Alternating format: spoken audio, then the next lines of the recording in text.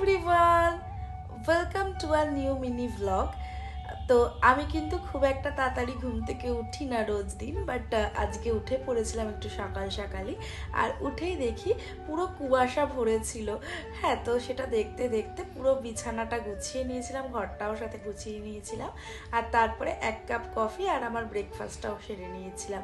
আর coffee খেতে খেতে যে কী ভাবছিলাম কী জানি। তারপরে একটু স্কিন কেয়ার করে নিয়েছিলাম, তো স্কিন কেয়ারটা পুরোটাই শেয়ার করছি তোমাদের সাথে। ফার্স্টে টোনার লাগিয়ে নিয়েছিলাম, আর এই টোনারটা খুব ভালো। আর তারপরে ফেস শপের এই ময়শ্চারাইজিং লোশনটা লাগিয়ে নিচ্ছিলাম, আর এটা খুব হাইড্রেটেড, আর এটা হাত থেকে পুড়ে গেছিলো রাখতে গিয়ে। যাই হোক, কিছু হয়নি, তো সেটাকে অ্যাপ্লাই করে নিচ্ছিলাম ভালো করে।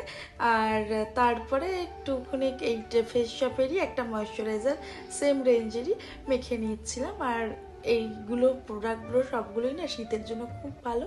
তোমরা যদি আমার মতো ড্রাই স্কিন হয়ে যায় শীতকালে, তো তোমরা ইউজ করতে পারো প্রোডাক্টগুলো, খুব হাইড্রেটেড রাখে, গ্লো দেয় একটা।